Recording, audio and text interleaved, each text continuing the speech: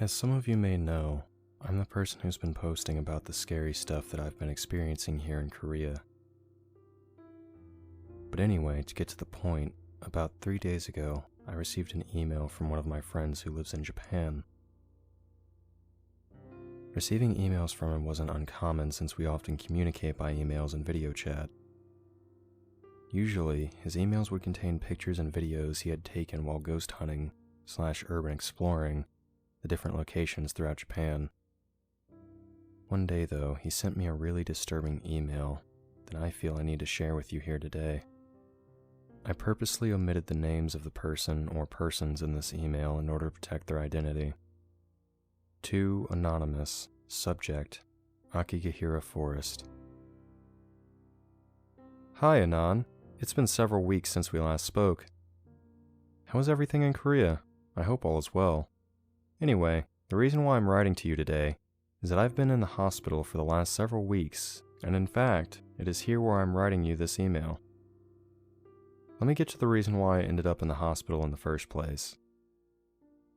About 3 weeks ago, my girlfriend, you know Ayumi, and I decided to explore Aokigahara Forest.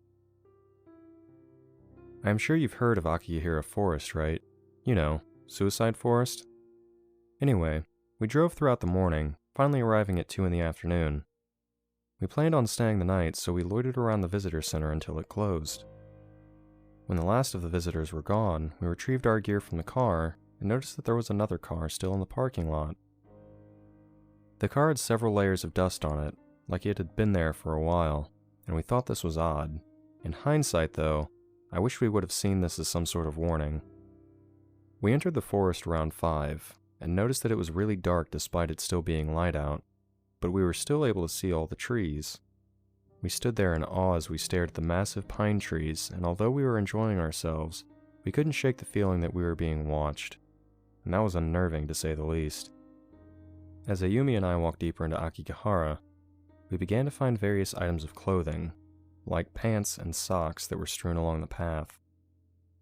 Along with the clothes, we also found several pairs of shoes, some food items, backpacks, and tents that people had just left behind. Strangely enough, there were some ropes hanging off from several of the trees, and that in itself was eerie. As we ventured further into the forest, we were aware that someone or something was stalking us. And as if on cue, we heard several branches from behind us break, confirming our worst fears. We started to run, and could hear whatever it was pursuing us as it broke branches off the trees. As it was chasing us, it let out a blood-curdling scream that echoed throughout the forest, causing the hairs on my arms to rise. Ayumi began to scream, and when I looked back, I could see something reach out from the shadows and grab her, but before I could do anything, she was already gone. I stopped just for a second to take in what just happened, and that's when I saw it. Something lingering near the trees. As I got a clear view, I could tell that it was tall.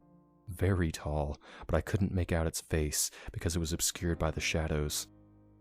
I was frozen with fear as it stood there unmoving. Then I heard the bones in its body begin to break as its body was starting to come alive. As it crept itself towards me, I started to run. I didn't care that my chest hurt or that I couldn't breathe. All I wanted was to get as far away from here as possible. I ran blindly around the forest, not knowing where I was going, as that thing was pursuing me.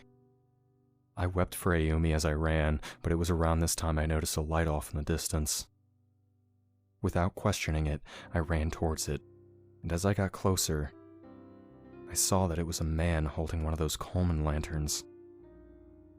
I knew that he was the owner of the car that we'd seen earlier, and he seemed to be mumbling something to himself, but I couldn't make out what he was saying. Anyway, he silently motioned for me to go inside the tent where I was able to rest for a bit, eventually passing out. When I finally woke up the next morning, I had no memory of the previous night. Slowly, the horrible memories of the last night came flooding back to me, and I realized that my girlfriend was gone, causing me to weep again. I knew I had to contact the authorities, and maybe I could use the man's phone. Looking around, I saw that he wasn't in the tent, but as I stepped outside, I was hit with a god-awful smell, And that's when I saw the body of the man who saved me. And I guess he had been there for a while. I covered him up with one of the blankets I found in the tent, and then silently thanked him. I managed to find my way out of the forest pretty easily, as the man's tent was right next to the entrance of the forest. Let me tell you, that place can play tricks on your mind. Anyway, I collapsed soon after making my way out of the forest, and when I finally came to, I was in the hospital. The doctors told me that I should be released in 2 days, and as soon as I am, I'm going back to Aokigahara Forest to find my girlfriend and kill whatever it was that took her. Anyway, I'm really tired now, so take care of yourself, okay? Your friend, Anan. After I was finished reading my friend's email, I immediately searched online for a flight to Japan. Because you see, I know what he's like when he's grieving. Therefore, I can't let him go alone.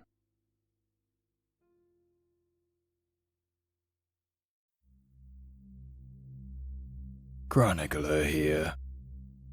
We here at Creepy Spaghet would like to thank Gdokim for allowing us to tell their story. If you liked this story, be sure to subscribe to stay updated on these terrible tales, and make sure to check out the author in the links below. If you're interested in having your story narrated, be sure to reach out to our humble overseer, as he continues his journey to pull the darkest stories from the infinite depths of the internet. Until next time, fiends, and remember, we are darkness.